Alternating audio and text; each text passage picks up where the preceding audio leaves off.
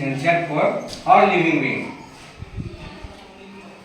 फिर कहता है कि in addition of envelope of air called is atmosphere, कहता है कि जहाँ यहाँ भी वातावरण है, वातावरण में बहुत से जीव जंतु रहते हैं, लेकिन कोई जीव जंतु पानी के बिना, हवा के बिना नहीं जिंदा रह सकता है, इसलिए it is essential for all living being.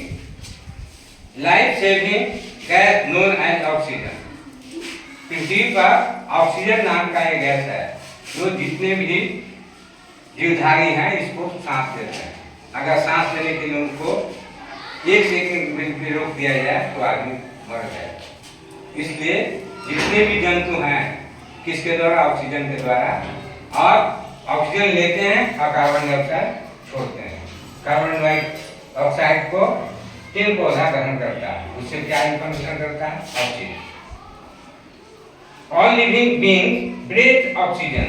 The atmosphere acts like a shield protecting us from the harmful ultraviolet. कैसा है कि सूर्य में एक ऐसा प्रकाश है जो अल्ट्रावायलेट है, तो सबको ई किरण मिलता है, उसके ऊपर और उसके ऊपर किसी तरह का कोई प्रभाव नहीं पड़ता। आदमी स्वस्थ रहता है, आपका पूरी वही वेव है और उसके मुताबिक वह क्या करता है, जब उसको मिलता है तो विटल पावर मिलती है। मैंने सूर्य के प्रकाश में एक ऐसी शक्ति है जो उसी को मिल सकता है जिसमें सूर्य ग्रहण उदय हो रहे हैं, और कितना आधा घंटा तक उनका प्रकाश अगर जिसको मिलेगा वो विटल पावर है, वो कभी भी नहीं मिल सकता। दिन भर कोई धूप में रहे कोई फायदा नहीं, लेकिन उस समय 5 मिनट के लिए भी रुक जाए तो फायदा है। The human activity are responsible for the change in temperature.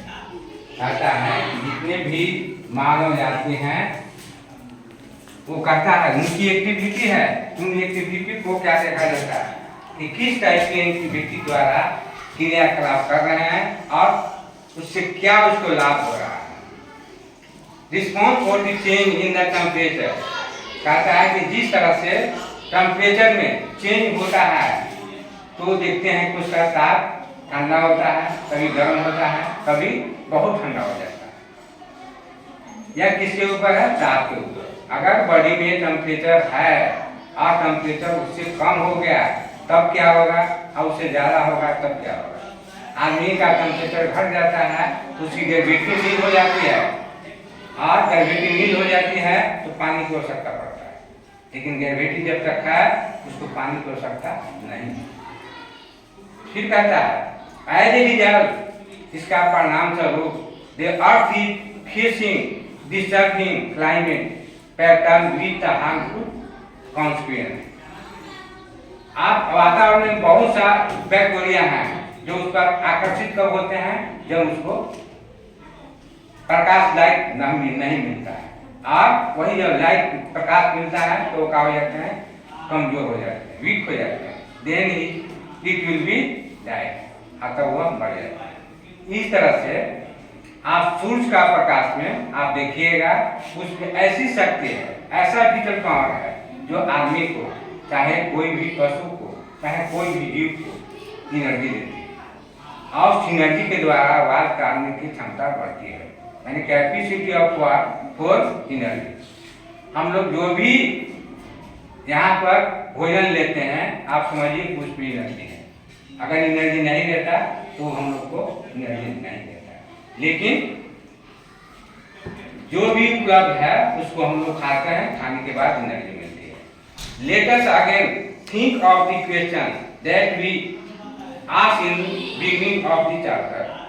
कहता है कि जब यह चैप्टर को शुरुआत जब कर रहे थे क्या हम पढ़े थे, उसके जो कंक्लूजन बता रहा है, और उस कंक्लूजन को आप ध्यान में रखिए और तब इसके बाद उस पर याद कीजिए, रिमेम्बर कीजिए, और देखिए कि पहले जो पढ़ाई है उससे मिलता है या नहीं। फिर कहता है let again think of a question that we arrived of beginning of the chapter, why is one side of a पूरी thinner than the other side। जब पूरी पकाते हैं एक तरफ का हो जाता है पतला, एक तरफ मोटा, ऐसा करें। अगर रोटी बना रहे हैं तो रोटी